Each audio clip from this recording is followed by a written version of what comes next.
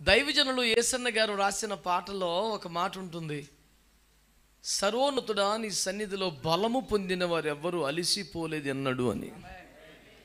నేను అంటాను, ఆయన సన్నిధిలో పొందిన బలం అయితే అలిసిపో. అది బిర్యానీ బలం అయితే తొందరగా అలిసిపోతావు. చాలామంది మంచి నీతిమంతులు, పరిశుద్ధులు, భక్తులు, వాళ్ళకి ఎలాంటి అవలక్షణాలు కానీ పొరపాట్లు కానీ లేవు, మంచి నీతిగా రోషంగా బతికే వాళ్ళు కూడా ఆయన సన్నిధి భాగ్యం లేకే బలహీనమైపోయారు బోల్డు మంది. దీనికి రివర్స్లో చెప్పనా, చాలామంది బలహీనులు, అయోగ్యులు, పాపులు, వ్యర్థులు, నాలాంటి భ్రష్టులు ఆయన సన్నిధిలోకి వచ్చి బలపడ్డారు. దేవునికి స్తోత్రం కలుగునగా. కనుక సన్నిధి లేకే బలహీనమవుతున్నాయి లైఫ్స్, సన్నిధిలోనే బాగుపడుతున్నాయి జీవితాలు. ఇంతకన్నా షార్ట్కట్లో మీకు చెప్పే సువార్త ఇంకేం లేదు. ఒక మహాభక్తుడు బాగా ప్రార్థనలో ఉంటాడు, నాకు ఏదైనా ఒక వరం ఈ ప్రభా, ఏదైనా ఒక వరం ఈ ప్రభా. ప్రభు ఇస్తాడు. ఆ వరం ఏంటి తెలుసా? నా సన్నిధి నిలుచు భాగ్యం నీకు అంతే. ఒక జీవితానికి సరిపడే ఆశీర్వాదం అది. కయ్యను గోలబెట్టి ఏడుస్తాడు, నా దోష శిక్ష నేను భరించలేనంత గొప్పది అంటాడు. ఏమిటది? ఎయిడ్సా, క్యాన్సరా, ఏంటది? నా సన్నిధికి నుంచి నువ్వు రావద్దన్నాడు దేవుడు. నువ్వు ఏదైనా శిక్ష వై భరిస్తాను కానీ ఇది నేను భరించలేనంత గొప్ప శిక్ష బాబు, నా వల్ల కాదు అంటాడు. మానవ జీవితానికి అతిపెద్ద శిక్ష అని తెలుసా? ఆయన సన్నిధి భాగ్యం కోల్పోవటం. అది నీకైనా నీ ఇంటి వారికైనా ఆ స్థితి రాకూడదని నువ్వు మనస్ఫూర్తిగా కోరుకోవాలి. ఆయన సన్నిధిలో నిలిచి ఉండే ఒక భాగ్యం కొరకు ఎల్లవేళలా ఆశపడాలి. ఆయన సన్నిధిలో నిలిచే భాగ్యమే నీకు దొరికితే అన్నిటికన్నా పెద్ద వరం దొరికిందన్న సంతృప్తిగా ప్రభుని ఆరాధించాలి. ఈ కృపల చేత ప్రభు మనందరినీ నింపునుగాక. మంచిది ప్రియులారా, పరిశుద్ధ గ్రంథమైన బైబిల్లో నుండి కొన్ని వాక్యాలు మనము ధ్యానం చేసుకుందాం. నేను అందరికీ పర్మనెంట్గా చేసే మనవి ఏంటంటే, వాక్యం ప్రకటించబడుతున్నప్పుడు నా వైపు చూస్తూ వినాలి. ఏమండి, సెల్ ఫోన్ స్విచ్ ఆఫ్ చేయటమో సైలెంట్లో పెట్టడమో చెయ్యాలి. మౌనంగా ఏదో హిమాలయాల్లో తపస్సు చేసుకున్నట్లుగా ఉండకుండా చక్కగా అవునంటూ ఆమెనంటూ ఏకీభిస్తూ స్తోత్రిస్తూ ఉండాలి.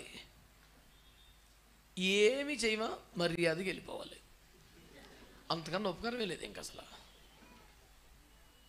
ఎందుకంటే మనం చూసుకొని మరొకళ్ళు చెప్పుకొని ఏడవాలి బ్యాచ్ ఎందుకు? వృద్ధాప్యంలో ఒక తల్లిగారింటికి వెళ్ళాం మేము. ఆ ఇంట్లో గోడ మీద 6 ఆజానుబాహుల ఫోటో ఉంది. అమ్మ బాబాయ్, 6 ఆజానుబాహులు ఎవరమ్మా వీరంటే, వీళ్ళంతా నా కొడుకులయ్యా. అవునా, 6 కొడుకుల మీకంటూ? అవును.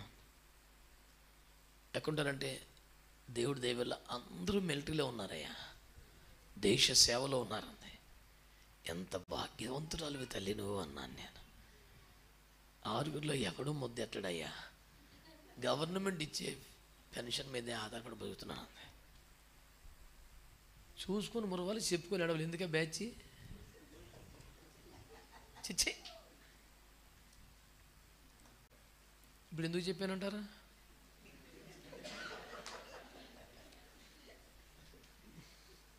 పేపొత్సవ కటముడు కలిగి ఉంటాం కాదు గోడ మీద.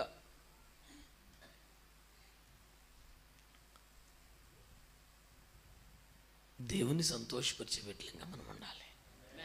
ఎందుకు వ్యర్థంగా? నువ్వు సంఘంలో ఉన్నావు కదా, దేవుని బిడ్డగా సమాజంలోగా నీ వల్ల ఏంటి ఉపయోగం? దేవుని రాజ్యానికి ఒకటి చెప్పు. అసలు నీ పని ఏంటి ఒకటి చెప్పు. మన కొంపలో మూలన పడి ఉండే చీపురు కట్ట కూడా చాలా ఉపయోగమైంది, విలువైంది. ఒకటి చీపురు కట్ట లేకపోతే ఒక్కరోజు ఎట్లుంటుంది కొంప చూసుకో. దానికి కూడా ఒక పర్పస్ ఉంది, దానివల్ల ఉపయోగం ఉంది. మరి దేవుని సంఘంలో నీ వల్ల ఏంటి ఉపయోగం? చూసుకుని మన వాళ్ళు చెప్పుకొని ఏడవాలి, ఏముండదు. అలాంటిగా ఎవ్వరు ఉండకూడదు. అది ఆమెనంటాను కూడా ఆలోచిస్తున్నారు. ఆలోచించండి, దీనికి అనవచ్చునా లేదా? ఖచ్చితంగా అనాలి సార్. హల్లెలూయా, హల్లెలూయా, హల్లెలూయా. ఈనాటి ధ్యానం కొరకై పరిశుద్ధ గ్రంథమైన బైబిల్లో నుండి ఓబద్యా పుస్తకం ఎన్నో అధ్యాయం అని అడగబాకండి,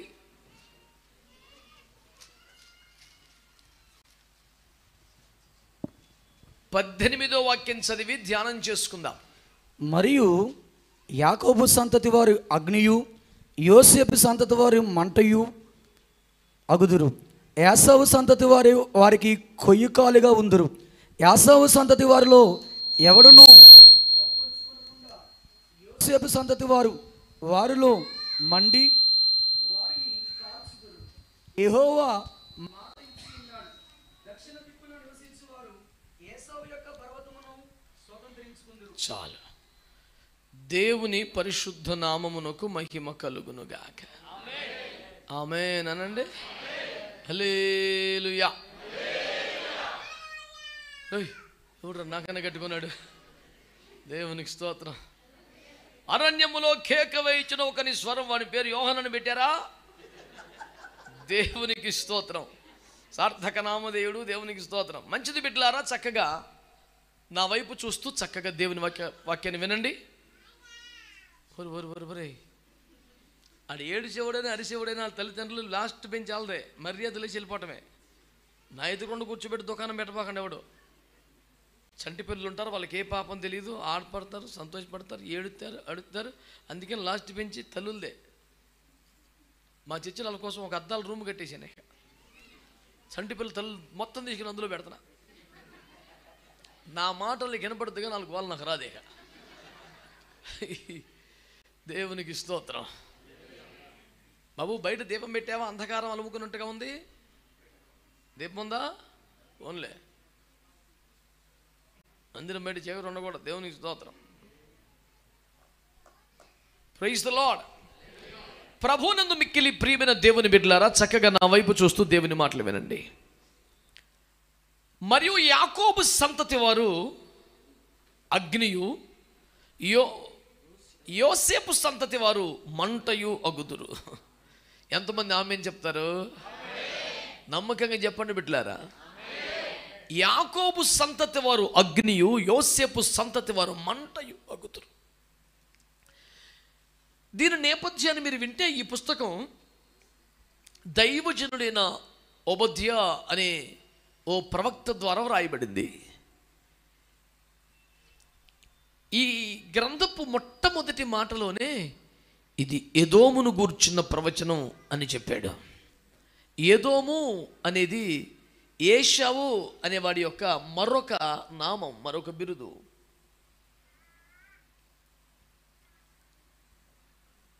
అందరూ వింటున్నారు కదండి.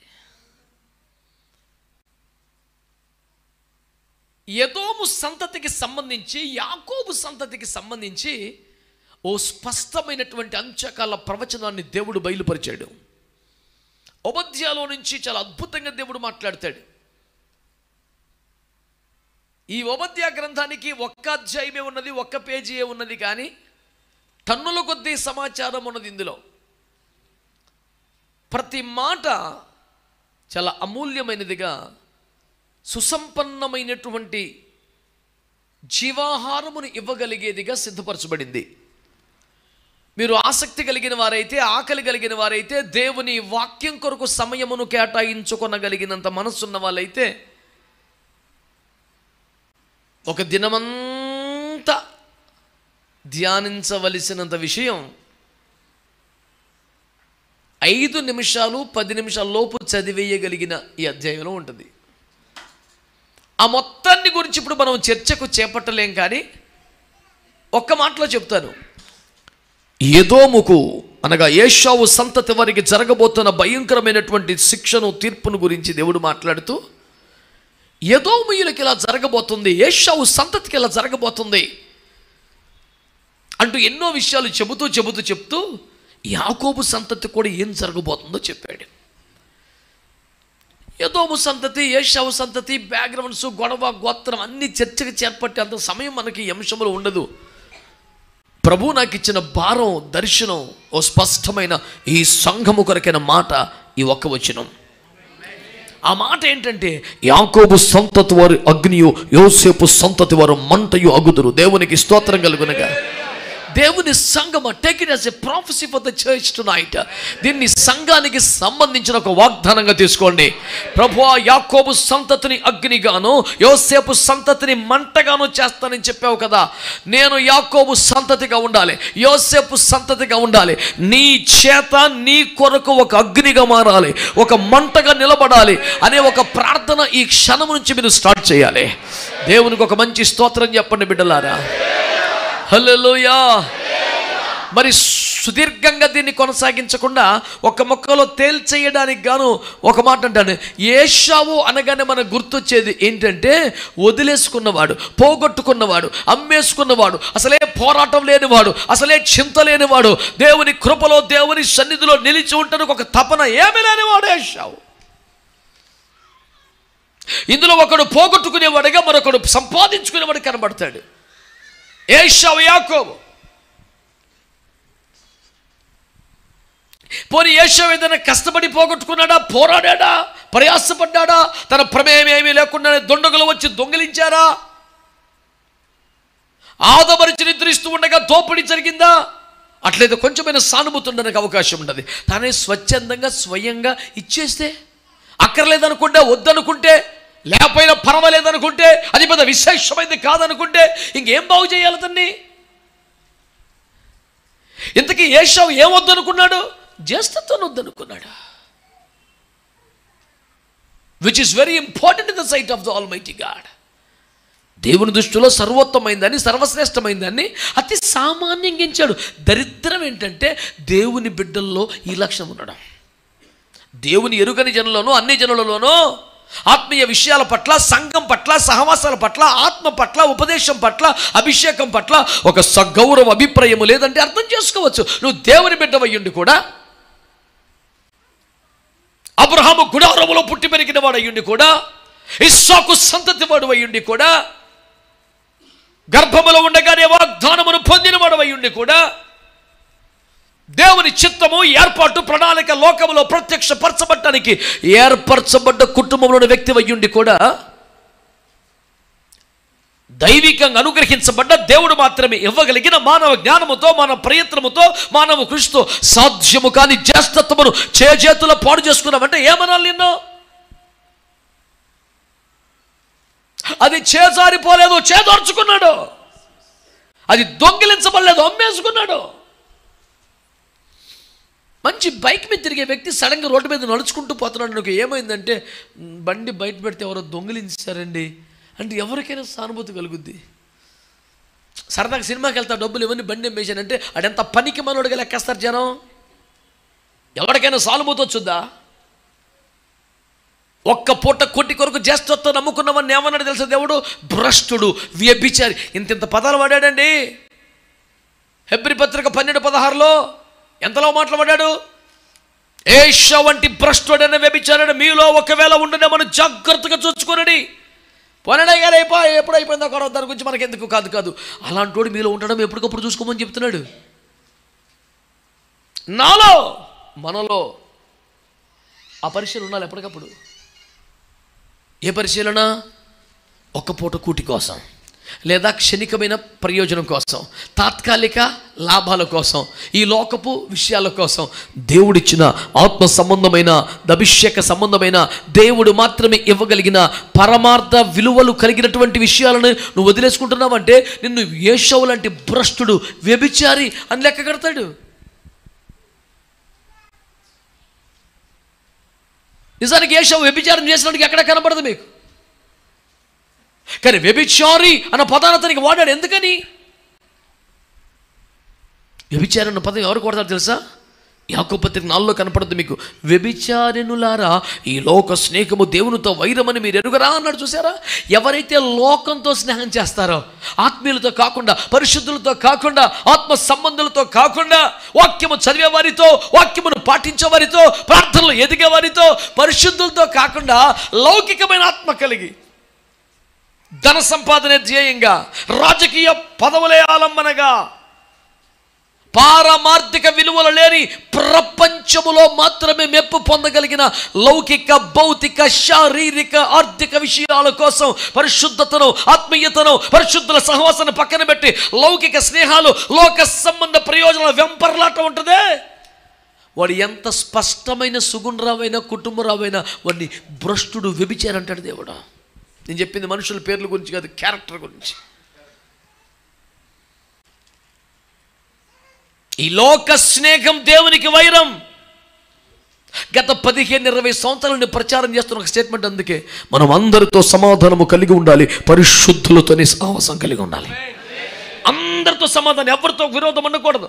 మన మొక్కను ఉమ్మేసిన వాడితో కూడా సమాధానమే కలిగి ఉండాలి, క్షమించి. కానీ సహవాసం మాత్రం మనకు పనికొచ్చేవాడితో, లాభం చేసేవాడితో కూడా కాదు, పరిశుద్ధులతోనే ఉండాలి. ఇలాంటి జీవన సూత్రాలను పట్టించుకోకపోవటం వల్ల కదా దెబ్బతింటోంది క్రైస్తవ్యం. నెత్తినిండా నాలెడ్జ్, తెలివితేటల బోల్డు జీవితం చూస్తే దేవుని కృపలని జీవితం, ఆశీర్వాదములను జీవితం, అభిషేకములను జీవితం, సంఘములను జీవితం, సహవాసాలను జీవితం, నడిపింపులను జీవితం. అయ్యో,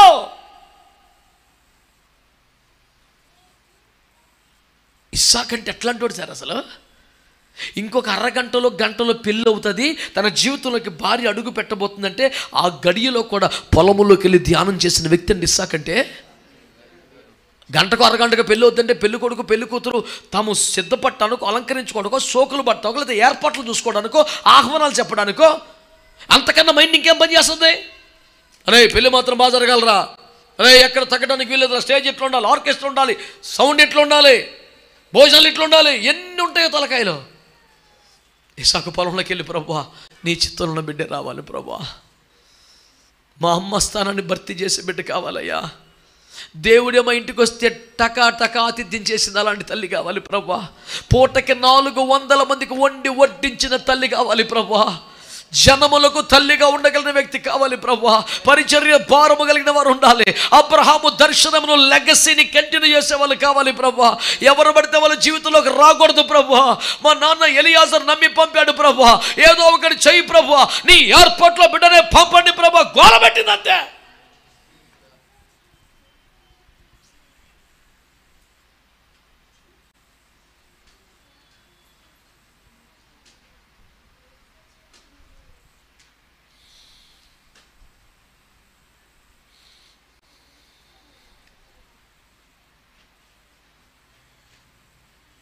కనుక దేవుని బిడ్డలారా, శ్రద్ధగా దేవుని వాక్యాన్ని ఆలకించండి.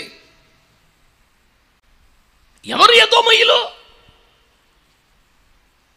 చేతుల ఆత్మీయతను కోల్పోయిన వాళ్ళు, చేతుల ఆత్మీయతను వదిలేసుకున్న వాళ్ళు, చేతుల ఇది నాకు పెద్ద ముఖ్యమైనది కాదని వ్యాపారంలో నష్టాన్ని ఒప్పుకుంటాడా? కుటుంబంలో నష్టాన్ని ఒప్పుకుంటాడా? పిల్లల చదువుల లోటును ఒప్పుకుంటాడా? కొనకు ఆత్మీయతలో నష్టాన్ని మాత్రం ఈజీగా తీసుకుంటున్నారేమండి? ఏషావు చేసిన పని వల్ల, ఏషావు నిర్ణయం వల్ల ఏమైనా ఫినాన్షియల్గా లాస్ అయిందా ఏషావుకి? యాకోబు విదేశాలకు వెళ్ళాడు, ఎక్కడో 20 సంవత్సరాలు ఉద్యోగం చేశాడు, బేబచ్చగా సంపాదించుకున్నాడు. ఒక్క కర్రతో రేవు దాటాను, ఇప్పుడు 2 గుంపులు అయ్యాను, ఇంత సంపద వచ్చిందన్నాడు. యాకోబు తన అన్నగారికి పంపిన ఒక కానుక ఎంత? కొన్ని లక్షల రూపాయలు. చదువు ఒకసారి ఆదికాండం 32వ అధ్యాయం 13-14 చదివి పెట్టండి. అతడు అక్కడ ఆ రాత్రి గడిపి తాను సంపాదించిన దానిలో తన అన్నయ్యని యాసావు కొరకు ఒక కానుకను, ఆ పదం చెప్పండి, ఒక కానుక అనండి, అనండి. ఎవరు ఎవరు ఎవరి కోసం? ఎన్ని కానుకలు? ఒక కానుక అనండి గట్టిగా, ఒక కానుక. ఒక కానుక ఎంత నాన్న? చదువు ఒకసారి. అనగా 200 మేకలను, 20 మేకపోతులను, 200. నానా మేనేజర్ గారు బస్ చదువుకున్నవాడు దూసుకెళ్ళిపోతే మరి అమ్మాయి కూడా రావద్దని ఎంకలబడి చూసుకో పెద్ద మనిషిని. ఏమంటాడు? ఒక కానుక అంటే తీర్పు చెప్పినాడు 200 మేకలు, 200 మేకలు, 20 మేకపోతులు, 200 గొర్రెలు, 20 పొట్టేళ్లు, 20 గొర్రె పొట్టేళ్లు, 30 పాడి వంటలను, 30 పాడి వంటలు, వాటి పిల్లలు, 40 ఆవులను, 40 ఆవులు, 10 ఆంబోతులు, 20 ఆడగాడిదలు, 20 ఆడగాడిదలు, 10 గాడిద పిల్లలు తీసుకొని, ఇవన్నీ కలిపితే ఎంత అంట? ఆయన బ్యాంక్ మేనేజర్ టాటా చెప్పేస్తాడు, లెక్క సుమారు ఎంత వస్తుంది? క్యాలిక్యులేట్ చేస్తేనండి లక్షలండి. ఇదంతా ఇంతకీ ఏంట్రా అంటే మంచి కోపంగా ఉన్నాడు అనుకుని ఇచ్చేద్దాను, ఒక బిస్కెట్ ఇచ్చాడు అలాగా. ఇప్పుడు అంత అమౌంట్, ఒక 2 లక్షలు, ఒక 3 లక్షలు, 10 లక్షలు, ఎంతో కొంత అమౌంట్ అనుకో, భారీ కానుకే అని మాత్రం అర్థమవుతుంది కదా. అంత భారీ కానుక యాకోబు ఏశావుకి ఇచ్చాడు. అది మరి సంపాదించాడు అంటే అడుగులు పాలు అయిపోయి పాపం అడిగి చూసేపాటికి మర్చిపోతుంది. 20 లక్షల రూపాయలని ఆఫరింగ్ ఇచ్చేపాటికి అడిగి మురిసిపోయి అసలు ఇంక మామూలుగా అయిపోవడం అనుకున్నాం మనం. కానీ ఆడి దగ్గరికి వెళ్తే ఆడేమన్నాడు? ఇది ఎందుకు, నాకు కావలసినంత ఉంది అసలు పట్టుకెళ్ళాడు. ఇంత అమౌంట్ను పట్టుకెళ్తాడు. చూసి వామ్మో ఇదంతా ఒక కానుక నాకా, సచ్ ఎ హ్యూజ్ ఆఫరింగ్ అనాలి కదా. నాకెందుకు రా, నాకు బోల్డ్ పట్టుకెళ్ళి అన్నాడు సింపుల్గా. అంటే 20 లక్షల రూపాయల కానుకొని చూస్తాడికి ఇంత కూడా అసలు స్పందన రాలేదు. నాకెందుకు తీసుకెళ్ళన్నాడు. ఆడికి అంత పెద్ద పోటుగాడు ఏంటి అంటే, అవును ఆడు 20 సంవత్సరాలుగా 400 మంది కిరాయి హంతకులను పోషిస్తున్నాడు. జపని చేస్తులేక తోటకూరెట్టి బీరకట్టి పంపుతా కావదు అడిగి. కిరాయి హంతకులు సార్ వాళ్ళు. పొద్దున్న లేచి 2 ఇడ్లీ పెడుతూ ఊరుకుంటాడు, ఉప్మా పెడుతూ ఊరుకుంటాడా? ఆడికి ఆది నుంచి అంతవరకు జీవరాశులే. అది కిరాయి హంతకులు సార్. ఆడు వాళ్ళని అనేక సంవత్సరాలుగా పోషించాలంటే ఏషావుకి ఎంత ఖర్చు అవుతుందండి? ఇంతమందిని 2 సంవత్సరాలుగా పోషించున్నాను రా, దివాలా తీసేసాను, పోన్లెట్ అయ్యానికి మంచి అర్పణ ఇచ్చావు, గాడ్ బ్లెస్ యూ, బ్యాంకులు వేసుకున్నాను కదా. 20 సంవత్సరాలుగా 400 మంది కిరాహంతకులను పోషించిన తర్వాత కూడా నాకు కావలసింది ఉంది అన్నాడంటే ఫినాన్షియల్గా ఎంత సౌండ్ క్యాండిడేట్.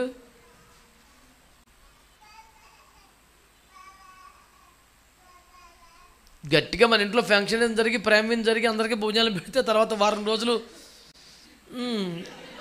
అసలు మార్కెట్కి వెళ్ళే పని లేదు.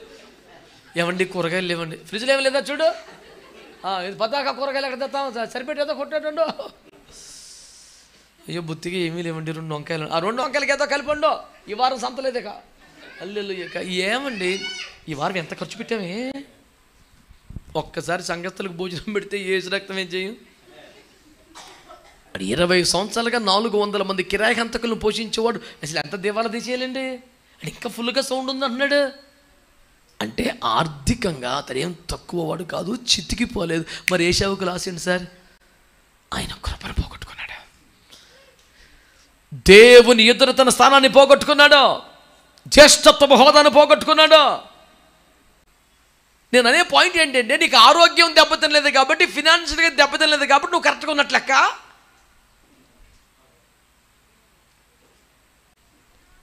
ఏం పోతే పోయినట్టో, ఏం ఉంటే ఉన్నట్టో తెలుసుకోవాలి మనం. అర్థమైన వాళ్ళందరూ ఏమనాలి? మరేంటి మౌనంగా ఉండే వాళ్ళందరూ మరి ఏంటి హిమాలయకి ప్రిపేర్ అవుతున్నారా? ఊరుకోండి. క్రైస్తవ్యం అంటేనే ఏకీభవించడమో. దేవునికి స్తోత్రం కలుగునుగాక. నా పాయింట్ ఏంటంటే, ఏశావు శారీరకంగా జబ్బు పడలేదు, ఆర్థికంగా దెబ్బ తినలేదు, సొసైటీలో ఇబ్బంది ఏం లేదు, 400 మంది అనుచరులు అడుగున్నాడు. కానీ ఎక్కడ దెబ్బతిన్నాడు తెలుసా? దేవుని కృపను కోల్పోయాడు, ఆత్మను కోల్పోయాడు, సన్నిధిని కోల్పోయాడు, సహవాసాన్ని కోల్పోయాడు, దేవుని ఎదుట యోగ్యమైన వాడిగా లేడు. ఆత్మ సంబంధమైన విలువలు, ప్రయోజనాలు, ఆశీర్వాదాలు కోల్పోతేనే కోల్పోయినట్టు. ఆత్మ సంబంధమైన విలువలు, దీవెనలు పొందుకుంటేనే పొందుకున్నట్టు. మిగతా వచ్చినట్టు కాదు, పోయినట్టు కాదు. అర్థమైన వాళ్ళు ఏమనాలి? నాకు అది అడిగితే సరిపోతుంది, రాకడ వచ్చేసేలా ఉంది ఈ లోపు. పెద్ద కదేనా?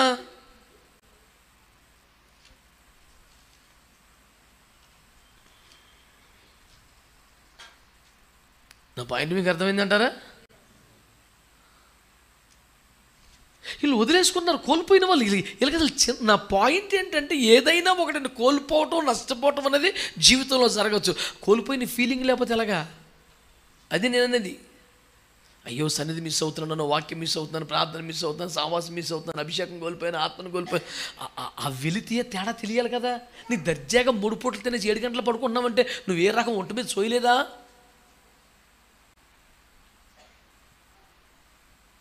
నేను ఎప్పుడు చెప్తాను ఒక మాట మీకు, సంసోను యెహోవా ఆత్మను కోల్పోవటం కంటే కోల్పోయినట్టు తెలియకపోవటం బాధకరం అని ఎప్పుడు అంటాను మీకు. నేను డయాబెటీస్ పేషెంట్స్కి ఉన్న సమస్యను ఎప్పుడు పోలుస్తాను. నేను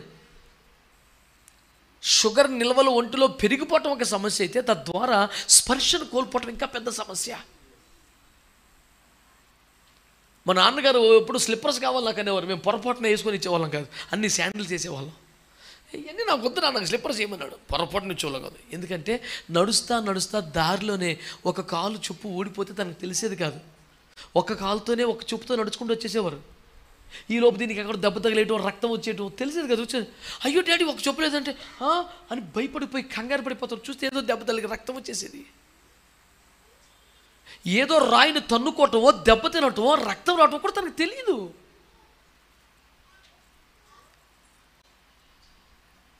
స్పర్శను కోల్పోవటం కన్నా ప్రమాదకరం ఇంకేమీ లేదు తెలుసా. అందుకని డయాబెటిక్ పేషెంట్స్కి డాక్టర్స్ ఖచ్చితంగా డయాబెటిక్ ఫుట్వేర్ వాడమంటారు, శాండిల్సే వాడమంటారు. కారణం అది ఊడిపోతున్నట్టు వాళ్ళకు తెలియదు. అలాగే డయాబెటిక్ పేషెంట్స్కి ఒక మాసివ్ హార్ట్ అటాక్ వచ్చినప్పుడు హాస్పిటల్స్కి వెళ్తే డాక్టర్ గారు చూస్తారు, అబ్బో చాలా భయంకరంగా చాలా హెవీ స్ట్రోక్ వచ్చిందండి, మ్యాసివ్ స్ట్రోక్ వచ్చిందండి, పైకి ఇది 3సారి, అందుకే ఇంత రిస్క్ అయిందంటారు. అప్పుడు ఇంట్లో వాళ్ళు డాక్టర్ మీద కలబడిపోతారు, ఇదే మొదటిసారి మా నాన్నగారికి ఇప్పుడు ఇంత నొప్పి కూడా అనలేదు, ఇప్పుడు నువ్వు మాట్లాడుతున్నావు, డబ్బుల కోసం మాట్లాడుతున్నావు, డాక్టర్ మీద కలబడిపోతారు. కానీ డాక్టర్ చెప్పింది పచ్చి నిజం. ఇది 3వసారి. మొదటి 2 సార్లు ఒక మైల్డ్ స్ట్రోక్ వస్తే ఈ నరాలలో షుగర్ నిల్వలు పేలుకుపోయి ఆ నొప్పిని చర్మం దాకా పంపించలేకపోయింది. అది పెయిన్ లేకపోవటం ఒక శాపం. వైద్య పరిభాషలో నొప్పి వరం తెలుసా. శరీరంలో నొప్పి కోల్పోతే ఒక శాపం. అది అసలు లోపల ఏం జరుగుతుందో నీకు తెలియదు, నొప్పి ఉంటేనే కరెక్ట్. అందుకని హోమియో వైద్యంలో డాక్టర్లు ఏం చేస్తారంటే, ఏదైనా నువ్వు జ్వరంతో వచ్చావనుకో, ఏదైనా కడుపు నొప్పితో వచ్చావనుకో, ఆ నొప్పి తగ్గటానికి పొరపాటును కూడా వైద్యం చేయరు. ఆ నొప్పికి మూలమైన దానికి వైద్యం చేస్తాడు. ఆ సమస్య పోతే ఆటోమేటిక్గా నొప్పి పోదు. ఈ నొప్పి తగ్గించే పెయిన్ కిల్లర్ ఇస్తే జబ్బులుగా ఉంటుందిగా. నేను ఒక హోమియో డాక్టర్ ప్రఖ్యాత వైద్యం నాకు తెలిసినవాడు ఉంటే, స్నేహితులు లాంటి వాడిని అడిగాను, పోనీ నొప్పి తట్టుకోలేకపోతున్నారు, ఏదో ఇవ్వచ్చు కదా అంటే, వద్దు చెప్పని ఇవ్వకూడదు అన్నాడు. ఏ అన్న, అదే కదా మనకున్న ఏకైక ఆధారం వాడికి జబ్బు తగ్గించడానికి. ఆ మూల సమస్యను కొడుతుంటే నొప్పి తగ్గుతూ ఉంటే వ్యాధి తగ్గుతున్నట్టు. నొప్పి తగ్గించేస్తే జబ్బులో పెట్టి జబ్బు తగ్గుతుందో మనకి ఎలా తెలుస్తుంది? That is the only indicator. Let it be అంటాడు. నేను తీసుకెళ్ళిన పేషెంట్ని బతులు కొంచెం ఓర్చుకుంటూ 2 రోజులు తగ్గిపోద్దంట, ఇవాళకి తగ్గదంట, ఇలాగే ఉండిద్దంట అని వాళ్ళని ప్రిపేర్ చేస్తూ. ఇప్పుడు ఇదంతా ఎందుకు చెప్తున్నాను? ఆత్మలో ఒక అభిషేకాన్ని కోల్పోతే, నడిపింపును కోల్పోతే, సహవాసాన్ని కోల్పోతే, దర్శనం కోల్పోతే, ప్రత్యక్షత కోల్పోతే, అనుబంధాలు కోల్పోతే, దేవునితో ఉన్న సంబంధాలు కోల్పోతే, నొప్పి కలగాలి, బాధ కలగాలి, దుఃఖం రావాలి, ఏడుపు రావాలి, అన్నం తినబుద్ధి కాకు, నిద్ర పట్టకూడదు, దేవుని కాళ్ళ మీద పడి ప్రభువా కోల్పోయిన సమస్తములు తిరిగిస్తానో ప్రభువా, నాకు ఆ నడిపింపు కావాలి, నాకు అభిషేకం కావాలి, నాకు ఆ సహవాసం కావాలి అనే ఏడుపు నీకు ఉండాలి కదా. హాయిగా తిని పడుకోగలుగుతావు అంటే పెయిన్ మిస్ అవుతున్నావు. That is the dangerous part. The worst part of the whole scenario is that you are missing the pain.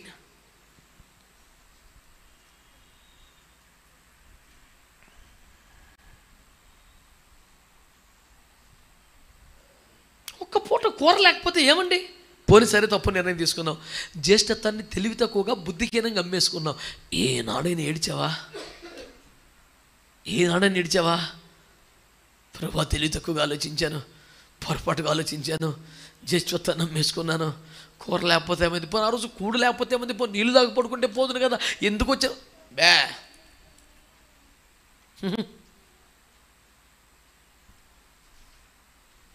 ఈ పూట దేవుని వాక్యం ద్వారా మీకు మనవి చేస్తున్నాను. గుండె మీద చేపెట్టుకొని చెప్పు. రక్షించబడ్డ తర్వాత, ఆత్మను పొందిన తర్వాత, సేవకు వచ్చిన తర్వాత, పిలువబడ్డ తర్వాత, ప్రతిష్ఠించబడ్డ తర్వాత నీ లైఫ్లో ఆత్మ సంబంధంగా ఏమీ కోల్పోలేదా? భౌతికంగా అర్థంగా 100 పోతే లెక్కే ఉందండి, అది పెద్ద పాయింట్ కాదు. సర్వము కోల్పోయిన యోబు కోల్పోయినట్టు కాదు, ఆరోగ్యం నాశనం అయిపోయిన లాజరు నాశనం అయిపోయినట్టు కాదు. That is not the original loss. Let it go యార్. God will give us 100 times again. పోతే పోనీ 100 రెట్లు ఇస్తాడు యేసు ప్రభు. అసలు పాయింట్ అది కాదు. ఏది పోతే దుఃఖం కలగాలి? ఒకే ఒక్క పాపం చేసిన లైవ్లో డేవిడ్, ఒకే ఒక్క పాపం, పిచ్చి బుట్టోళ్ళ గెడుస్తున్నాడు. అతడు కార్చిన కన్నీటికి పరుపే తేలిపోయే పరిస్థితి ఏర్పడుతుంది. ఏమిట్రా నీ బాధ? అయ్యా, బాల్యము నుండి నే దోషిని ప్రభువా. ఇవాళది కాదయ్యా, నేను తప్పు అయిపోయింది నాయన, నేను బలహీనుడిని ప్రభువా. సర్లే క్షమిస్తానులే, పో, ఇక మీద జాగ్రత్తగా బతుకు. అయ్యా అయ్యా ఏంటి? రక్షణానందాన్ని మరలా పుట్టించవా? నేను మనిషిలో, పాపంలో, స్త్రీలో, పురుషుల్లో, డబ్బులో, తిండిలో, టీవీలో, లోకంలో, పదవుల్లో, ఘనతలో నేను ఆనందించకూడదు. రక్షణలోనే ఆనందించాలి. నాకు మళ్ళీ అది ఇచ్చే బాబు, నీకు ఇందులో సంతోషపడకూడదు, నేను ఏది చూసినా నాకు సంతోషం కలగకూడదు, రక్షణ తప్ప. సర్లే పో అన్నాడు. మళ్ళీ ఎడుతేయారా? అయ్యా, అంతరంగములు స్థిరమైన మనస్సును నూతనంగా పుట్టించవా? అయ్యా, ఎందుకని? ఈ మనస్సు పాపానికి అలవాటైపోయింది, ఆ టేస్ట్ మరిగింది. నువ్వు గద్దించినప్పుడల్లా భయపడుతున్నాను, కన్నీరు గారుస్తున్నాను, పశ్చాత్తాపడుతున్నాను. కొంతకాలం మళ్ళీ ఆ పాపం ఇష్టమవుతుంది. ఇక పాపాన్ని ఇష్టపడని, పాపాన్ని కోరుకొనని, పాపాన్ని ప్రేమించని, పాపాన్ని అసహించుకునే పరిశుద్ధతకై తప్పించిపోయే ఒక కొత్త మనసు నాకు మళ్ళీ పుట్టించు బాబు. ఇక దీంతో యాగలేను, నాకు స్థిరమైన మనసు కావాలి. ఈ ఏడుపు నీకు ఉండాలి కదా. అసలు నువ్వేమన్నా చేయి ప్రభా, నీ సన్నిధులను మాత్రం తోసేకనే ఏడుపు నీకు వచ్చిందా? నీ ఆత్మను తీసివేయొద్దు ప్రభా, నీ ఏడుపు నీకు ఉండిందా? 1,00,000 రూపాయలు లాస్ వస్తే తెగేడు చేస్తావా? కొంచెం నీరసం వస్తే తెలిసిన దైవజనులందరికీ ఫోన్లు వేస్తావా? దేనికోసం ఎక్కువ బాధపడాలి? క్షణికమైన, ప్రాపంచికమైన, భౌతికమైన ఈవులే పెద్ద విషయమా? ఏది ప్రాముఖ్యం? ఏది ఏడవలసిన అంశం? ఆత్మ సంబంధమైనవి, దైవికమైనవి, పరలోక సంబంధమైనవి, దేవుడు మాత్రం ఇవ్వగలిగినవి, ఆయాచితంగా అనుగ్రహించబడ్డ వారాలను కోల్పోయేటప్పుడు సోయలేదు, కోల్పోయిన తర్వాత కూడా చింతలేదు.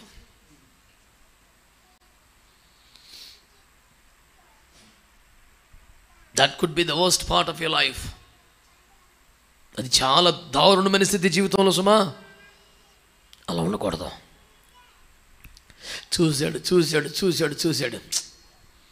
ఏషావు కొండల మీద వరకు తీర్పు తీర్చబోతున్నాను, ఏదో మీల మీదకి శిక్ష రాబోతుంది. ఈ పుస్తకం రాసిన దాని గురించి ఎంతో ఎదురు చూశాడు దేవుడు. అలాగని మనం పాత నిబంధన గ్రంథాలు చూస్తే ఎంతమంది మరలా అవకాశాలు పొందారు దేవుని దగ్గర. ఏషావు మాత్రం పొందల. కారణం ఏంటంటే చాలా అడ్డగోలు ఆర్గ్యుమెంట్. నేను చావబోతున్నాను కదా, నాకు జ్యేష్ఠత్వం ఎందుకు అంటాడు. అసలు నిజానికి చావబోతున్న పరిస్థితి నిజమైతే, నేను చావబోతున్నాను కదా, రుచులు నాకెందుకు అనాలి, తిండి నాకెందుకు అనాలి? If that could be the last hour in your life, what should be your wish? నీకు అదే చివరి గడి అయితే నీ లైఫ్లో నీ ఆశ ఏమి ఉండాలి? ఈ చచ్చిపోతున్నాను కదా పాపం చేద్దాం, చచ్చిపోతాను కదా వ్యభిచారం చేద్దాం, చచ్చిపోతాను కదా మందు తాగుదాం, చచ్చిపోతాను కదా సినిమా చూద్దాం. What is your last wish అంటే బిర్యానీ.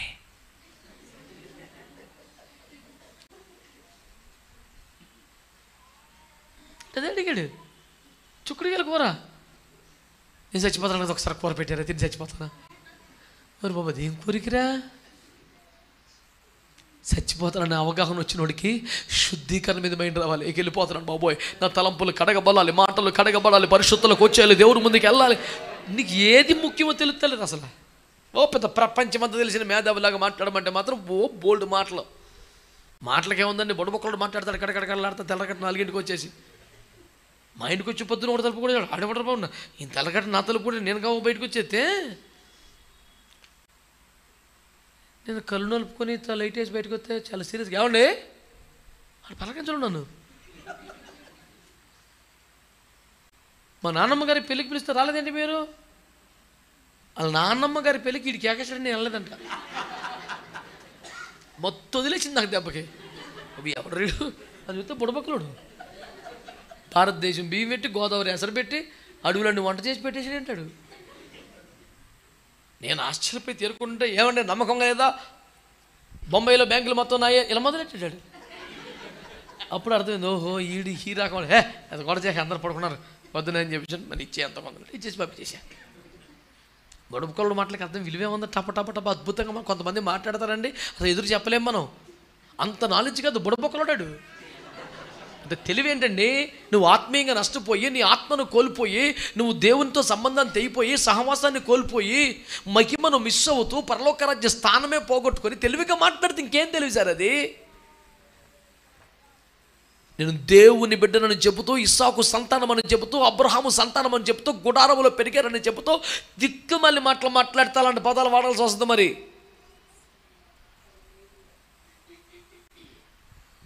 ఏదో ముక్కు తీర్పు. నువ్వు తెలియకుండానే బుద్ధిహీనంగా చాలా పోగొట్టుకున్నావు. పోగొట్టుకున్న వాటి మీద సోయి కూడా లేదు. అది నా బాధ. నిజమే, లైఫ్లో ఇది సంపాదించా, లైఫ్లో ఇది సంపాదించా. 20 సంవత్సరాల ఆత్మీయ జీవితంలో 30 సంవత్సరాల క్రైస్తవ జీవితంలో ఏం సంపాదించామంటే, అన్న 2 బింగిలు కొన్నాను, 3 కార్లు కొన్నాను, కేజీ బంగారం కొన్నాను. ఓరే నాయన, ఎంతసేపు లిస్టు ఇటేపు మీరు ఇటేపు బ్యాలెన్స్ షీట్ టాలీ చేసే అవతల ఇదేమో ఈ చివరికి వచ్చేసింది, అదేమో తేలిపోయింది. అసలు మనోడు టాలీ వచ్చాక మనోడికి కడుపులో సగం సంచిలో సగం వేసుకుంటూ బతికేస్తున్నాడు తప్ప టాలీ ఎక్కడ ఉంది? వీడికి ప్రపంచం దృష్టిలో వీడు మేధావుల లిస్టులో నెంబర్ 1. వీడు టాలీ వస్తలేదు. మా ఊళ్ళో DTP ఆపరేటర్ ఒకటి అది పెద్ద కంప్యూటర్ జాబ్స్ చేయమని పెద్ద బోర్డు పెట్టాడు. నేను టాలీ వచ్చాను, ఆ టాలీ ఒకటే రాదు నాకు అన్నాడు. మరి ఎంతలో దుకాణం పెట్టామంటే పెట్టారు. మరి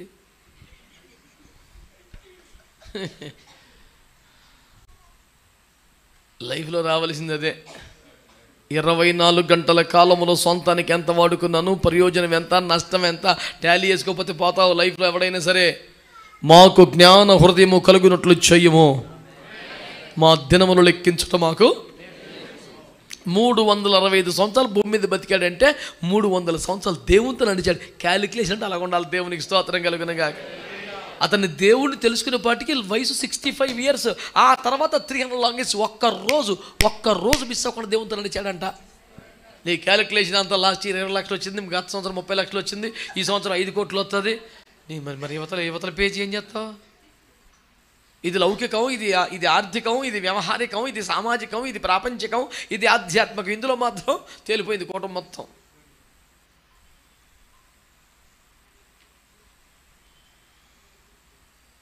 నా బాధ మీకు అర్థం ఉందంటారా? ఏం మాట్లాడలేదు మీరు? హలో, ఆహా, ఉన్నారా? ఫోన్లేమ్మా, ఉండండి. ఎవరు ఏడెక్కిపోకుండా ఏసీ గది పెట్టాడు మా వాడు.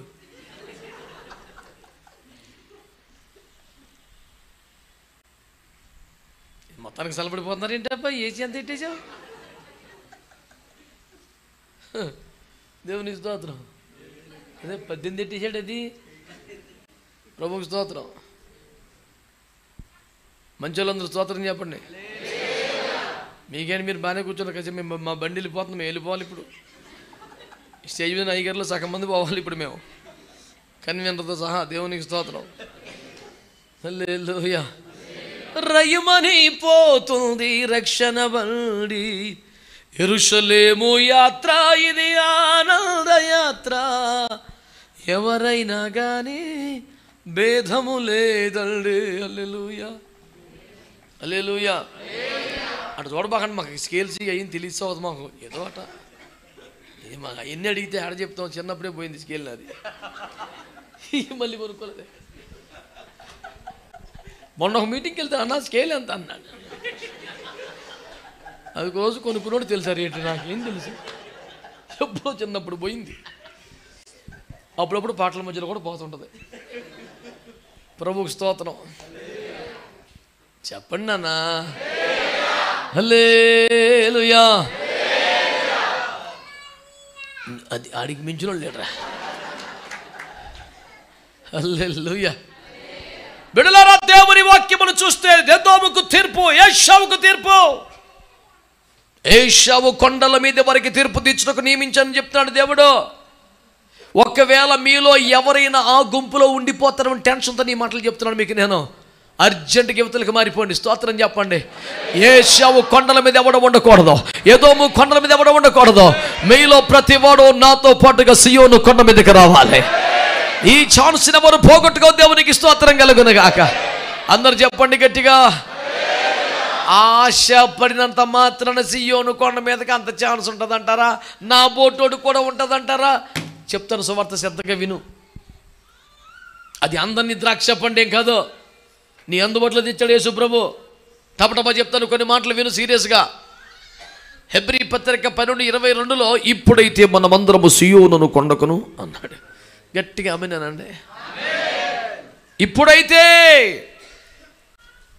సియోను కొండకు వచ్చాను. ఎవరిని ఈ మాట ఎవరికి చెప్పాడు? 1,44,000 మందికా? హెబ్రీ పత్రిక 12, హెబ్రీ పత్రిక 12 హెబ్రీ సంఘంతో మాట్లాడుతున్నాడు. హెబ్రీ సంఘం అంటే ఎవరు?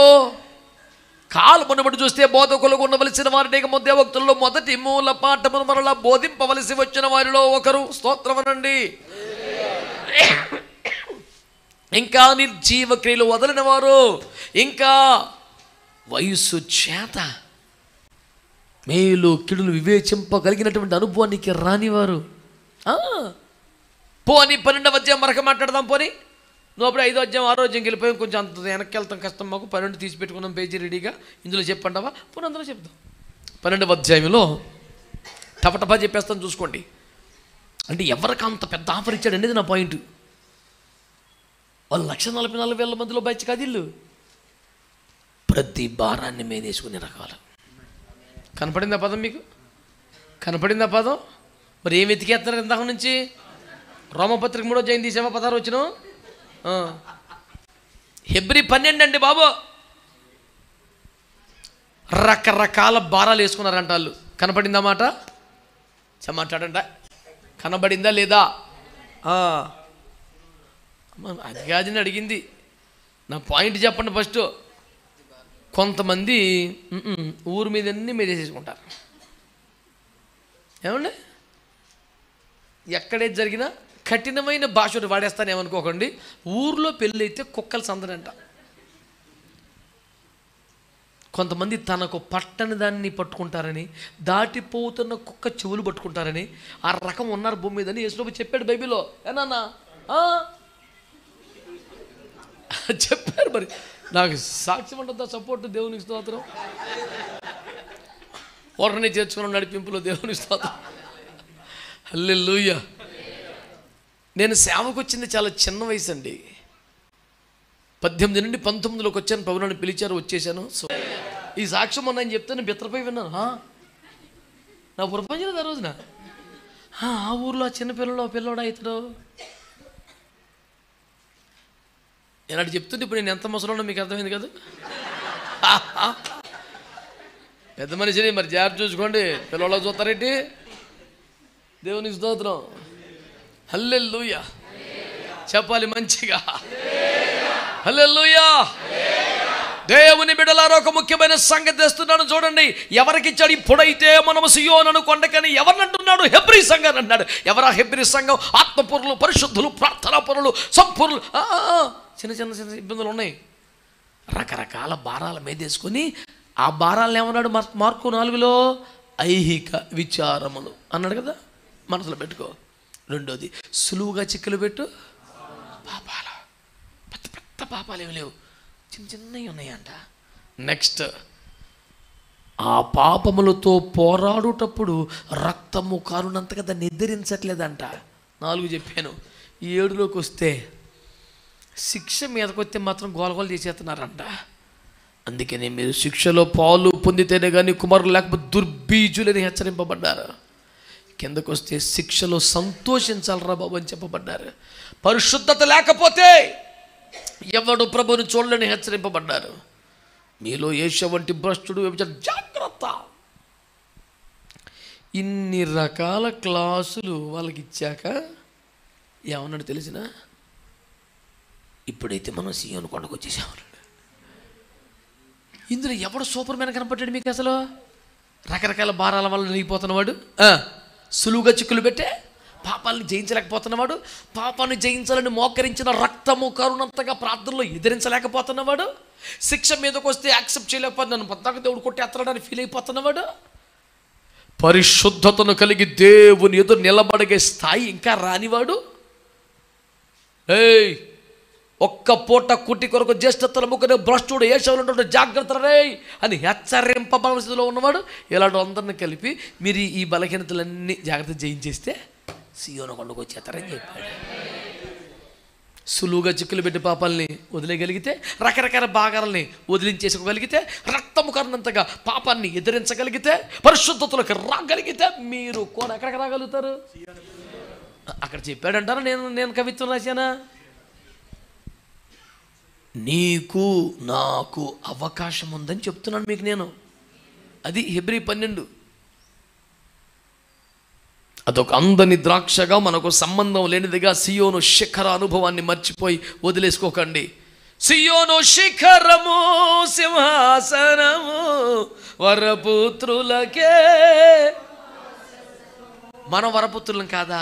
మనం శాపపుత్రులమా? ఏమనుకుంటున్నారు? దేవునికి మహిమ కలుగునుగాక. హల్లెలూయా. వాగ్దానములన్నీ నెరవేర్చుచుంటివా వాగ్దాన పూర్ణుడా నా యేసయ్య. నీలాంటి నాలాంటి దరిద్రుని దౌర్భాగ్యని కూడా పరలోకంలో సియోను కొండ కూర్చోబెట్టగలిగిన శ్రీమంతుడా యేసయ్యా. హల్లెలూయా. టికెట్ కొనుక్కునేసి నాకు లేదు కానీ నాకు కూడా టికెట్ కొనేసే కెపాసిటీ ఆయన పొంది యేసు రక్తం ఏం చేయం. అలా ఢిల్లీకి బయలుదేరిపోతాను. టికెట్ ఎంత తెలుసా? ఎంత అయితే నాకు ఎందుకు? మా తండ్రి కొనేసాడు. దాని పేరే కృప. ఇంత ఛాన్స్ ఉన్నప్పుడు కూడా ఇంకా నువ్వు ఆశ వదిలేసుకొని ఏషావు కొండల మీద ఉండిపోవద్దో, ఎదోము అరణ్యములో ఉండిపోవద్దో. ఇదిగో ప్రభు నీతో మాట్లాడుతున్నాడు ఈ రాత్రి. నువ్వు సియోను శిఖరం మీదకి వచ్చేసేయాలి. ఆమేన్. చేతులా కోల్పోతున్నాడు, కోల్పోయిన సొయ్యి లేనివాడు, కోల్పోయిన దానికి బాధ లేనివాడు, సంఘం పట్ల, సహవాసం పట్ల, ఆధ్యాత్మిక అనుభవాల పట్ల ఎలాంటి తాపన లేనివాడు నష్టపోతున్నాడు. ఒకవేళ కోల్పోయిన వాడవైనా, చేదార్చుకున్న వాడవైనా, బలహీనమైపోయిన వాడవైనా తిరిగి రాగలిగితే సియోను శిఖరం నీకు వాగ్దానం చేస్తున్నాడు. ఎదోము సంతతికేమో శాపం, ఏషావు సంతతికేమో నాశనం, యాకోబు సంతతికేమో ఒక అగ్ని జ్వాల. నువ్వు ఎటుంటావు ఇప్పుడు చెప్పు? ఆమేన్. యాకోబు సంతతి వారి మీదికి ఒక అగ్ని జ్వాల పంపుదును అనలేదు. యాకోబు సంతతి వారి అగ్ని. హల్లెలూయా. హల్లెలూయా. Lord, send forth your fire upon me. No. Lord, make me a fire. అది మన ప్రేయర్. నా మీద కూడా ఒక అగ్ని జ్వాల పంపుపవా? కాదు, నీవే ఒక అగ్ని జ్వాల. ఆమేన్, ఆమేన్, ఆమేన్. ఎదోము సంతతిని గురించి ఇంతవరకు చెప్పాను మీకు. అర్థం చేసుకోండి. నష్టపోయిన వారు, కోల్పోయిన వారు, అసలు చింతలేనోళ్ళు.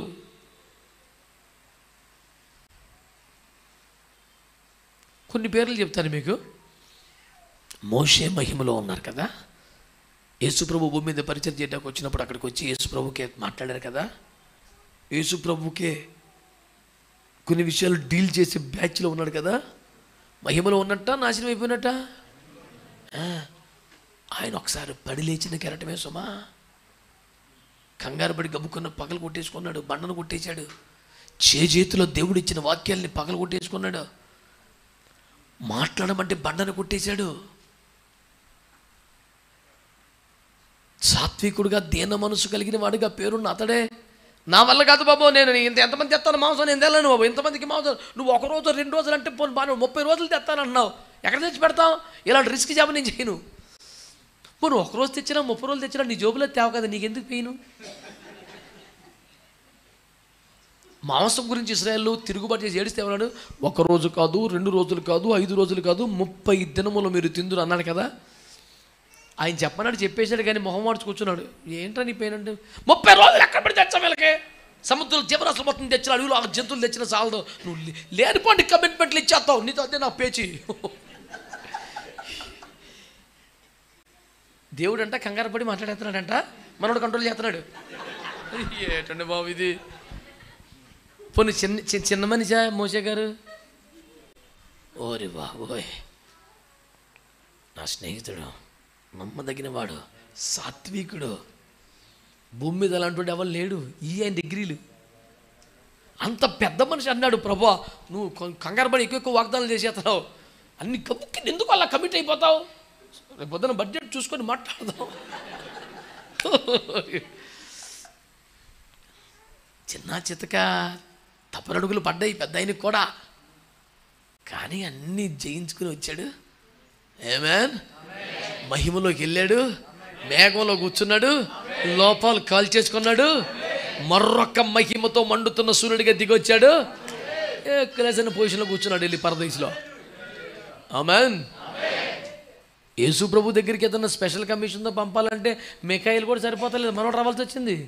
ఏంటో ఉన్న రేంజ్ మరి. అంత పెద్ద పరలోకంలో పాడితే గొర్రెపిల్ల కీర్తన లేదా మోసే కీర్తనే, పొజిషన్ మామూలుగా లేదు ఇప్పుడు అక్కడ.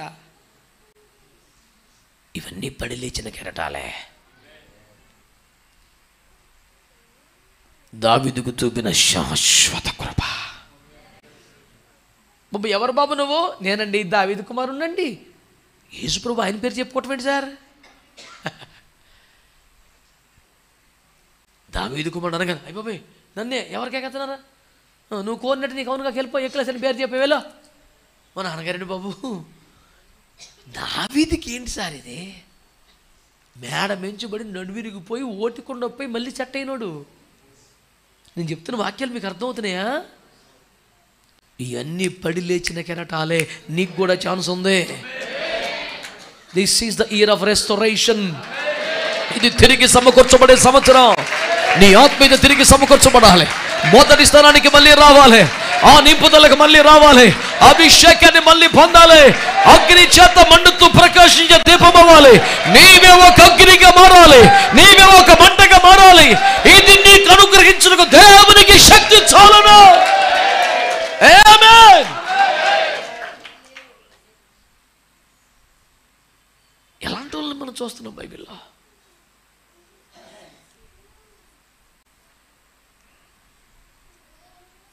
పక్షపాతం లేని దేవుడు, అందరినీ ఒకే రీతిగా ప్రేమించు దేవుడు. ఒక్క చిన్న ప్రశ్న అడుగుతాను. ఒకరికి చెప్పాల్సిన మాట ఇంకొకరికి చెప్పి ఆనక 4 ఖర్చుకుంటాడు దేవుడు. రాంగ్ డెలివరీ సార్ ఇది, అక్కడ బై మిస్టేక్ ఇక్కడ ఇచ్చేసాను. Will you please return that so that I can deliver to the right person. యేసు ప్రభు దగ్గర అట్టుంటుందా? ఎందుకు చెప్తున్నాను? వేరెవడికో చెందిన సందేశాన్ని నీకివ్వట్లేదు రాత్రి అయినా. ఇది నీది, ఇది నీది. ఎవరికో చెప్పబోయి నీకు చెప్పే దేవుడు కాదు, ఆయన నీతోనే మాట్లాడుతున్నాడు. ఇది నీకు చేయబడుతున్న వాగ్దానం. నువ్వు ఏదో అనుభవాలు లేకపోతే, ఏషవ అనుభవాలు లేకపోతే కోల్పోయినా ఆ ఆత్మీయతను, అభిషేకాన్ని, అసలు దుఃఖమే లేకుండా, చింత లేకుండా, దిగులు లేకుండా అలాగ మైమర్చిపోయి, ఈ చప్పబడిపోయి, చల్లారిపోయి, ఈ స్పర్శను కోల్పోయి, నొప్పిని కోల్పోయి, తిమ్మిని కోల్పోయి నువ్వు లోకములో పడికిపోతే నువ్వు శాపమే, నష్టమే. కానీ నీకు మళ్ళీ ఆశ అంటూ ఉంటే, నాకు ఆత్మీయత కావాలి, ఆ మొదటి స్థితి కావాలి, ఆ అభిషేకం కావాలి, ఆ నడిపింపు కావాలి, నేను ఒక అగ్ని జ్వాల అయిపోవాలి అన్న మంట నీలో గనక ఉంటే నీ దేవుడు నీతో మాట్లాడుతున్నాడా? నిన్ను వదులుకోవటం ఇష్టమే కదా ఈ రాత్రి నడుపుతున్నాడు, మాట్లాడుతున్నాడు అన్న. పోతే పోయామనుకోండి ఈ మాట నీతో మాట్లాడగా, వదిలేసుకోవాలనుకోండి ఈ మాట మాట్లాడగా, ఆడి సావాడు చేస్తాడనుకోండి ఈ మాట మాట్లాడగా, నీ మీద ఇంకా నువ్వు దృష్టి నిలిపి నీకు ఆలోచన చెబుతున్నాడు. కారణం నువ్వు ఆయన ప్రియమైన బిడ్డవే గనక, నిన్ను కోరుకుంటున్నాడు గనక, నువ్వు ఆయన ఏర్పాట్లో ఉన్నావు గనక, నీకు సియోను కొండ మీద అవకాశం ఉంది గనక రా, నువ్వు రా. స్పర్శను కోల్పోయి బతకొద్దు, సెన్సిటివ్గా బతుకో. కొంచెం ఎండ వచ్చినా తెలిసిపోవాలి, కొంచెం చల్లబడ్డ తెలిసిపోవాలి. బయట కూర్చున్నావు, చల్లగాలి వచ్చింది తెలుసుగా, సుర్రమనిపించి ఎండ వచ్చింది తెలుసుగా, ఒక దుర్గంధం వచ్చింది తెలుసుగా, దేవుడు మాట్లాడుతుంటే ఎందుకు తెలియట్లా? మరి ఎందుకు తెలియట్లా? Don't lose your senses, those are very important. వాటిని పోగొట్టుకోవద్దు.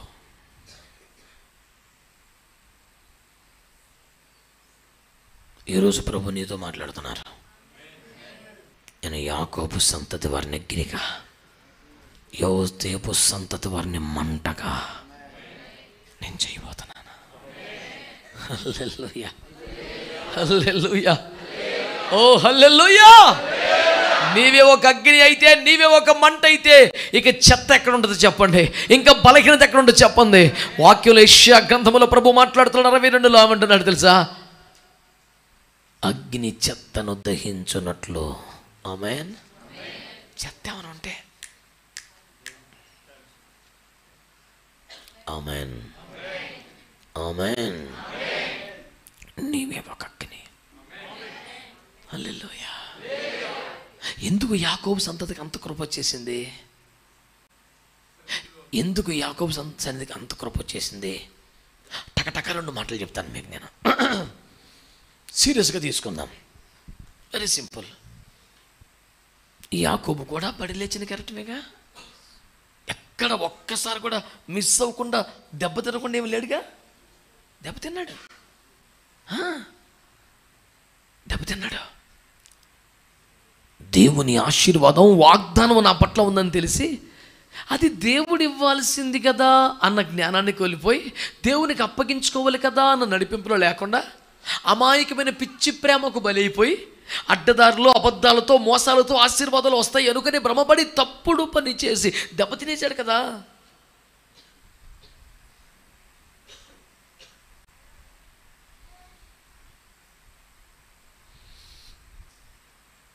తల్లి గర్భములో పిండముకున్నప్పుడే జ్యేష్ఠత్వం కొరకు నాకు మంట, తపన, భారము, కసి కలిగిన వాడు. తన పేరు తెలియదు, అమ్మ నాన్న తెలియదు, ఊరు తెలియదు, అవసరం తెలియదు, ఆశలు తెలియదు. కానీ ఏమీ తెలియకుండానే గుండె కుట్టుకుంటున్నట్టు, ఏమీ తెలియకుండానే ఊపిరి తీల్చుకుంటున్నట్టు, ఏమీ తెలియకుండానే నేను పైవాడిగా ఉండాలి, మొదటివాడిగా ఉండాలి, జ్యేష్ఠుడిగా ఉండాలి అని తనకేమీ తెలియకుండానే దైవీకముగా ఒక వాంఛ అతనిలోకి వచ్చేసింది. తనకేం తెలియదుగా పాపం, పిండం. తల్లి గర్భంలో ఉన్నప్పుడు ఆయనకి ఏం తెలుస్తుంది? కానీ బయటకు వచ్చిన కూడా అదేముంది. తన యవ్వన ప్రాయములో, రే తమ్ముడా నాకు కూర లేదు, నాకు కొంచెం కూర ఇస్తావా అంటే వెంటనే అంటాడు, అయ్యో తప్పకుండా ఇస్తానన్నయ్య, కానీ నీ జ్యేష్ఠత్వం నాకు ఇస్తే. ఈ ప్రపంచంలో ఎక్కడైనా ఎవడైనా సొంత అన్నయ్య కూర అడిగితే డబ్బులు అడుగుతాడండి? దారేపోయి అడిగితే కూడా ఎవరు అడగడు సార్. దారేపోయాడు అడిగితే కూడా, పక్కింటి అడిగితే కూడా ఫోన్లే అని కొంత కూర ఇచ్చి ఇచ్చేస్తాం. కనీసం నేను కష్టపడి ఉన్నాను, రేపు వండుతావు, మరి మా వంట చేస్తావు రేపు అని కూడా అంటావా? సర్లే ఇచ్చేస్తాం. సొంత అన్నయ్య అడిగితే నాకు జ్యేష్ఠత్వం ఇస్తావా? అతని మనసులో జ్యేష్ఠత్వం తప్ప ఇంకేమీ లేదు. గర్భములో పిండమ్మగా ఉన్నప్పటి ఆశది అవ్వలేదు.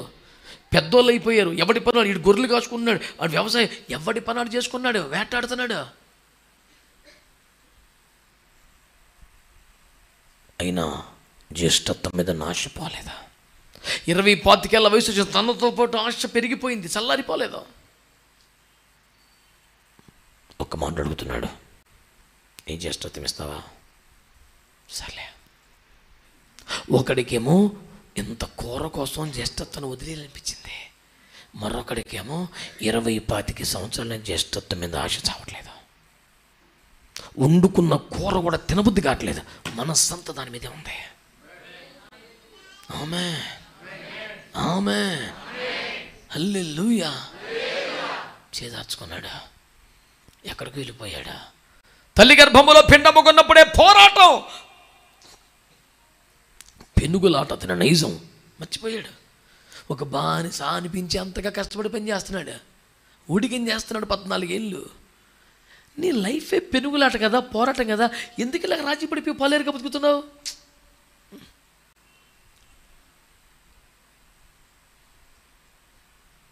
సోయలేదు. మా ఇల్లు అబ్రాహము, పూటకి 400 మంది తినేవారు, నేను పాలేరుగా పని చేయటం ఏంటి? ఏమీ లేదు, ఏమీ లేదు. సోయికొలిపోయాడు. కానీ తెలుసుకున్నాడు, దేవుని పాదాలు పట్టుకోవాలి కానీ, మోకరించాలి కానీ, కన్నీరు కార్చాలి కానీ, దేవుని మనల్ని దీవించబడాలి కానీ, ఓవర్ టైములు చేసినంత మాత్రం 20 సంవత్సరాలు విదేశాల్లో ఉద్యోగాలు చేసినంత మాత్రం ఆశీర్వాదం రాదని అర్థమైపోయింది. తల ఒకదానికి పంపించి ఒక్కడు మిగిలిపోయి మోకాలు వేసాడు. స్తోత్రం చెప్పండి గట్టిగా. మళ్ళీ ఒరిజినల్ ఫామ్లోకి వచ్చాడు. స్తోత్రం చెప్పండి గట్టిగా. హల్లెలూయా. ఏక మోకాలు వేసాడు. తెల్లారిపోతుంది. అట్లా దేవుడే దిగి వచ్చాడు. ఒక్క తను తట్టాడు, కాలు ఇరిగిపోయింది. వదలు అట్లా. తన కాలు ఇరిగినా దేవుని కాళ్ళు వదల. తన కాలు గూడు వసిలినా దేవుని పట్టు వదలట్లా పట్టుకున్నాడు. వదులురా, తెల్లారిపోతుందిరా. నువ్వు రెండో కాలు కూడా ఎరకొట్టే నేను వదిలిపెట్టినావు. నీకేం కావాలరా? ఆశీర్వాదం. 20 ఏళ్ళు ఉద్యోగం చేసి వచ్చుకుంటే అవన్నీ కాదండి బాబు, మీరు ఇచ్చే ఆశీర్వాదాలు. హల్లెలూయా. పెనుగులాట వచ్చేసింది. పోరాడి గెలిచే శబ్బాషిరా. నీ ఒరిజినాలిటీ ఇది. నువ్వు దేవునితో మనుషులతో పోరాడి గెలిచావు. ఇక మీద నీ పేరు ఇశ్రాయేలు. హల్లెలూయా, హల్లెలూయా. నీ ఒరిజినల్ నైజం ఏంటి? తల్లి గర్భములో పిండం కొన్నప్పటి నుంచి నీ ఏర్పాటు ఏంటి? బాల్యములో నుంచి కూడా నీ ప్రత్యేకత ఏంటి? నువ్వు కోల్పోయావు. ఒరిజినల్ స్పిరిట్ని కోల్పోయావు, అనాయింటింగ్ని కోల్పోయావు, ఆత్మ సంబంధిగా ఉండడాన్ని కోల్పోయావు, అభిషేకమును కోల్పోయావు. రాజీ పడవడం అలవాటు అయిపోయింది, పాలేరు జీవితం అలవాటు అయిపోయింది, గొర్రెల దగ్గర అలవాటు అయిపోయింది. వద్దు, నీ ఒరిజినాలిటీ ఏంటి? ఏశావు సంతతి అగ్ని, యాకోబు సంతతి అగ్ని అయిపోవాలా? You meant for that. నువ్వు దాని కొరకు. ఇవన్నీ ఎందుకు చెప్తున్నాను? మనలాగే పడి లేచిన వాళ్ళే. ఇప్పటికైనా పర్లేదు. 2023 ఈజ్ యోర్స్. నిన్ను దేవుడు అగ్నిగా చేయాలనుకున్నాడు. ఆమేన్. ఎందుకు వచ్చింది యాకోబుకి? ఎన్ని సంవత్సరాలైనా అతను ఆశించిన స్థానానికి చేరలేదు కనుక సాటిస్ఫై అయిపోవట్లేదు.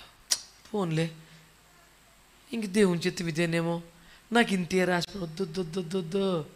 తల్లి గర్భములో పిండముగా ఉన్నప్పుడు పెనుగులాట స్టార్ట్ అయ్యాడు. కొన్నాళ్ళు పద్దనరాములో ఫిక్స్ అయిపోయేది మర్చిపోయి మళ్ళీ ఎబ్బోకులోకి వచ్చి యేసు రక్తమే జయం, మళ్ళీ ఒరిజినాలిటీ సంపాదించాడు. నేను సరైన ప్లేస్కి వస్తే మళ్ళీ నీ ఒరిజినాలిటీ బయటకు వస్తుంది.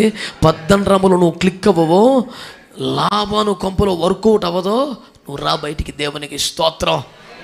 నువ్వు బయటికి వస్తే దేవుడిని కలుసుకునే గాడ్స్ మీటింగ్ పాయింట్ ఒకటి ఉంది. అలాంటి ఒక సంఘానికి వస్తే, అలాంటి ఒక సహవాసానికి వస్తే, అలాంటి ఒక సముఖానికి వస్తే ఎక్కడ మోకరించగలవు, ఎక్కడ ఆత్మను పొందగలవు, ఎక్కడ మళ్ళీ కృపను పొందగలవు, అలాంటి ఒక రేవుకొస్తే నీవే రేవల్ట ఏనావకైనా వచ్చాయి. నువ్వు ఎక్కడో ఆగిపోవటం ఏంటి? నీవే కడలంట ఏ రేవుకైనా రా. ఛాన్స్ ఉంది నీకు ఇంకా. Don't give up. సరిపెట్టుకోక నా కర్మ ఇంత, నా బతికింత. వద్దు. యాకోబు సంతతిని అగ్నిగా మార్చేస్తాను. దేవునికి స్తోత్రం కలుగునుగాక. మీ పర్సనల్ ప్రేయర్లో అంశం ఏంటి? కుటుంబ ప్రార్థనల అంశం ఏంటి? సంఘ కోరికల అంశం ఏంటి? ప్రభువా, నన్ను అగ్నిగా మారుస్తానన్నావు ప్రభువా. ఆమేన్. నీవు వాగ్దానం చేసి మర్చిపోయే దేవుడు కాదు ప్రభువా. కొండంత ఆశ పెట్టుకున్నాను ప్రభువా, నమ్మకంగా ఎదురు చూస్తున్నాను ప్రభువా. నన్ను ఒక అగ్ని జ్వాలగా మార్చేయి, నన్ను మంటగా చేసేయి ప్రభువా. హల్లెలూయా. 2 పదాలు. యాకోబు సంతతి అనగా పెనుగులాడేవారు, యోసేపు సంతతి అనగా ఫలించేవారు. నేను అన్నాను, ప్రార్థనలో పోరాడగలిగిన వాడివైతే, సంఘములో ఫలించే చెట్టు అయితే, ఈ వాగ్దానము నీదే, ఈ కృప నీదే, ఈ ఆశీర్వాదము నీదే. గట్టిగా చేతులు పైకెత్తి ప్రభువుకి స్తోత్రం చెల్లించండి. నమ్మదగిన దేవుని స్తుతించండి బిడ్డలారా. దేవుడిని ఒక అగ్ని జ్వాలగా చేయబోతున్నాడు, నిన్నొక మంటగా చేయబోతున్నాడు. నీ డబ్బు అడగలేదు, కులం అడగలేదు, ఇంకేం అడగలేదు. నువ్వు ప్రార్థనలో పోరాడతావా? నువ్వు దేవుని కొరకు ఫలిస్తావా? నేను పోరాడతానంటే ఈ వాగ్దానం నీదే, ఫలిస్తానంటే వాగ్దానం నీదే. యాకోబు సంతతి అంటే పెనుగులాడువారు, యోసేపు సంతతి అంటే ఫలించేవారు. ఎంతమంది దేవుని కోసం పెనుగులాడు వారిగా ఉంటారా? ఎంతమంది ప్రార్థనలో పెనుగులాడతారు? ఆరోగ్యవంతులందరూ మోకాళ్ళ మీద రండి, ప్రార్థన చేద్దాం. పెనుగులాడగలిగిన వాళ్ళు ఉంటే మోకరించండి. నీ సమయం. హల్లెలూయా. దేవుని కొరకు ఫలించాలి, సంఘము కొరకు ఫలించాలి, దేవుని రాజ్యం కొరకు ఫలించాలి. నేను నిష్ఫలమైన వృక్షముగా ఉండిపోకూడదు. ఆశ నీకుంటే మోకాళ్ళ మీదకి వచ్చాయి, ఆశ నీకుంటే మోకాళ్ళ మీదకి వచ్చాయి. ఇంకా ఆలస్యం చేయకూడదు. రావాలి చురుగ్గా, త్వరగా మోకాళ్ళ మీద పడు.